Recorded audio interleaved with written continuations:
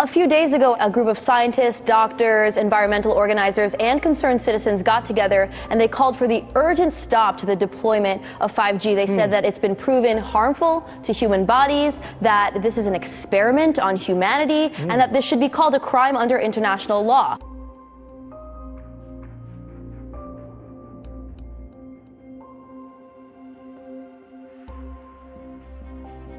"5G is a weapon. It's used by the military. Do you know these 5G millimeter wave technologies are used to scatter crowds? They drive up in this technology when they want to scatter a cloud, and they put out these frequencies in a much higher power than 5G will be initially with us, but the same frequencies. And people scatter because they get the feeling their skin is on fire. Because the human body, including the skin, is an antenna. It interacts with frequencies and it receives and transmits information. At the cutting edge of understanding of DNA, scientists know that DNA is a receiver-transmitter of information. I have to tell people 5G story. It's bigger than the Holocaust. It's bigger than anything you've ever heard. I'm Mark Steele. Anybody who hasn't heard me. I'm a weapons systems head-up display expert. I'm one of the leading experts in the world. I've actually broke cover in relation to this, and the reason I became an expert was because I invented 5G is a killer. Do not believe a single word I say. Not one. I want you to do your own research. You'll find it's absolutely terrifying. There are going to be boxes broadcasting 5G, this weapon, down every street, all over the world. What we're concerned about 5G is that it's going to require a transmitter about every 3 to 10 homes. So you're talking about a small cell tower placed in front of your home. Because at these high frequencies you can't have... It doesn't travel very well. Yeah. And people need to understand, it's 24 gigahertz to 90 gigahertz. These are not 2 feet. These are 2 inches to half an inch. And this is very dense wireless radiation hitting our bodies. What we know is that it pulses more, it's got higher frequency, more waves per second, it beats up the cells more. Let's talk about today's technology, what we have going on today. Your phone is constantly sending electromagnetic fields in and out of each other. Whether or not you're receiving a notification right now, all of our digital tech sends this data back and forth, right, using these invisible microwave radiation signals. That's today's tech. We have every cell tower, every router constantly pulsing with radiation, whether or not you're using it. Science shows that this causes DNA damage, cancer, among other things. But don't take my word for it. And that's just with 4G. That's just with today's technology. Before we get to 5G, right now you got some of it, but not that much.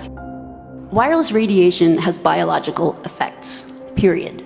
These effects are seen in all life forms: plants, animals, insects, microbes. In humans, we have clear evidence of cancer now. There is no question. We have evidence of DNA damage, cardiomyopathy, which is the precursor of congestive heart failure, neuropsychiatric effects. So 5G is not a conversation about whether or not these biological effects exist. They clearly do. 5G is a conversation about unsustainable healthcare expenditure.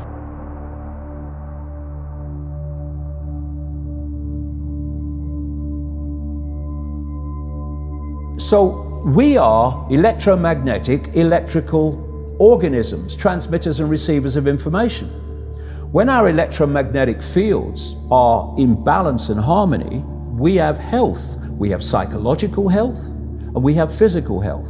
The reason that this technological society is causing so much psychological and, quote, physical disease is because these frequencies, technologically driven, and we live in this Wi-Fi world now and all the phone masts and all the rest of it, these technologically generated frequencies are scrambling the balance of the human electromagnetic electrical communication systems.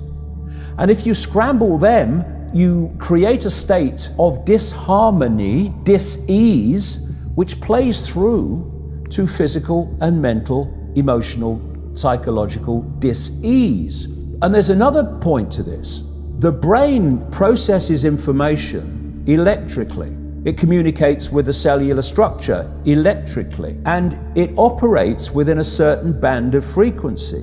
If you can broadcast frequencies carrying information, this technology has long been known, carrying information and perceptions within the frequency that the brain decodes information, the brain will decode those frequencies and will have those perceptions. You can influence people's perceptions externally by broadcasting these frequencies that we interact with, because we are antenna. Okay. Now, some decades ago, there was a guy who worked out the frequencies of different emotional states. This is long ago. I mean, it's very, very sophisticated now. So every thought, every emotional response is a frequency. It generates a frequency, and it is of itself a frequency. Hate is a frequency, and it's different to love. You know, when you are in a room and there's lots of aggression and conflict and hatred, you feel it. What do people say? Oh God, you can cut the atmosphere with a knife in there. That is because the frequencies of hate and conflict have been so generated, they have changed the electromagnetic field of the room. Okay, so 5G is going to be weaponized against us potentially. Yeah, but the point being that they worked out the frequencies of various emotions, including rage and what have you. And basically, they can play across a community these frequencies without anyone knowing, and it starts to have an effect, and it starts to build rage, it starts to build anger, and people might not realize why they're feeling it, but they start to feel it. And then what they do is they trigger that with an event. Maybe some guy is attacked by the police or something, or somebody's arrested for something they didn't commit, and now there's the trigger.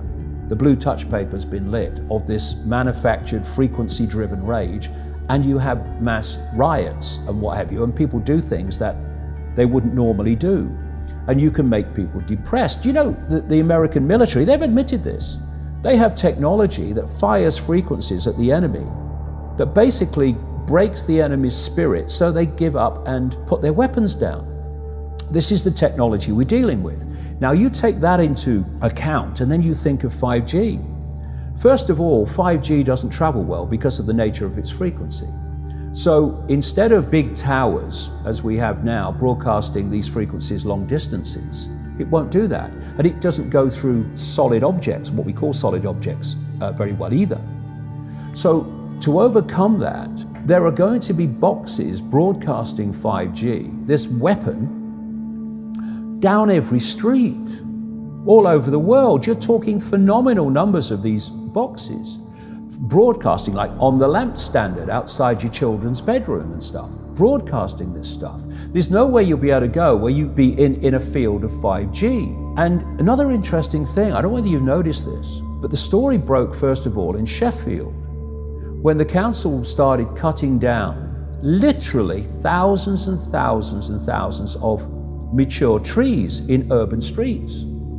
And there were big protests about it. You know, Sheffield claimed to be a green city, but all these mature trees were coming down, thousands of them. And my brother, he works as a call-out bus mechanic.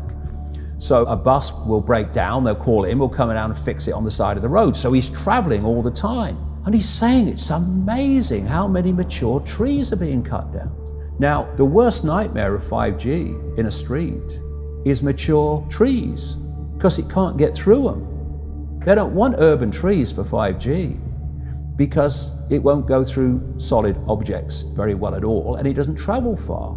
So we're going to have this explosion of 5G transmitters, and then, going back to what I said earlier, and they've admitted this too, there's going to be like 20,000 satellites up there beaming 5G at the Earth. What is our exposure in a day? It's not one cell phone. It's cell phones, it's multiple wireless networks, it's smart meters, it's cell towers. It's this sandwich, and it all adds up. And this is a serious problem for occupational health, public safety, and personal safety. And I feel that it's irresponsible to be even talking about the Internet of Things and rolling out a new untested technology when we're not even measuring what are our current exposures from the current networks.